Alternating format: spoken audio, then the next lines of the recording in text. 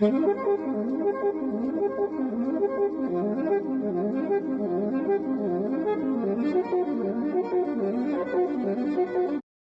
bonjour, avec Ornette, je suis président du GIE EasyPort.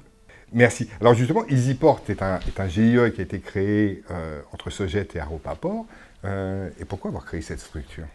Tout d'abord, c'est pour combiner les différents éléments du numérique sur l'ensemble de la chaîne logistique portuaire afin d'offrir à l'ensemble des ports, des autorités portuaires, des clients, un système unique, conforme avec l'évolution des réglementations, que ce soit le guichet unique maritime au plan européen ou d'autres réglementations en matière douanière au niveau de l'Europe, voire au niveau des institutions internationales. Donc EasyPort est composé de quel type de personnel? Alors EasyPort, on a mixé les compétences entre les équipes d'Aropa spécialisées dans le SI et les équipes de Sogeit, afin d'avoir au sein du GIE le maximum de compétences et la maîtrise aussi des processus portuaires, puisqu'on va au-delà d'un système informatique, on colle un système informatique sur des process métiers qui vont de l'escale du navire jusqu'à la sortie dans des terminaux fluviaux en Île-de-France ou dans les entrepôts. Très bien. Alors justement, EasyPort développe un certain nombre de logiciels.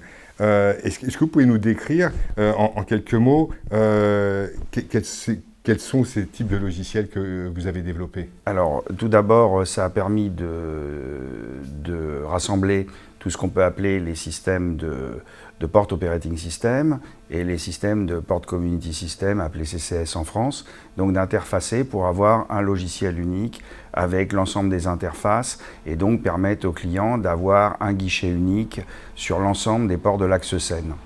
Concrètement, comment ça se matérialise? Quel type de logiciel et quel type de service ces logiciels apportent? Alors ça permet de tout le passage de la marchandise, l'accueil des navires, le suivi, le pré- et post-acheminement, et ça permet à l'ensemble des entreprises qui sont implantées en France d'utiliser un système unique sur un axe complet qui regroupe l'ensemble des terminaux maritimes, fluviaux, qui va du Havre à Rouen, Radicatel, Honfleur jusqu'aux terminaux parisiens. Et la connexion avec les entrepôts, les systèmes fluviaux, les systèmes ferroviaires, les systèmes routiers. Donc voilà, c'est un logiciel complet qui permet d'avoir un one-stop shop sur l'ensemble de cet axe. Très bien. Et vous êtes aussi en liaison avec les administrations? Bien sûr, nous, nativement, on est connecté avec les différentes administrations, la douane, l'ensemble des services de l'État. Et puis surtout, on a développé des outils d'aide à la décision pour nos clients au travers de ces systèmes. Donc on pourra en parler, c'est-à-dire de l'ETA prédictive.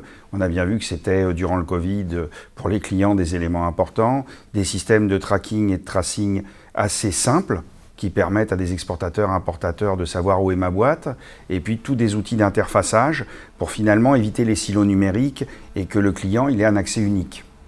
Alors, l'ETA prédictive, vous pouvez nous expliquer en deux mots ce que vous entendez par là? L'ETA prédictif, ça fait partie des systèmes d'aide à la décision où le client, en fonction de la prévision de son arrivée du navire, il va pouvoir déclencher toutes ces opérations de douane, de commande de transport, de passage de la marchandise. Donc ça va lui donner un certain nombre d'aides à la décision qui vont renforcer sa compétitivité s'ils utilisent les ports de l'axe Seine. Très bien. Merci beaucoup, monsieur.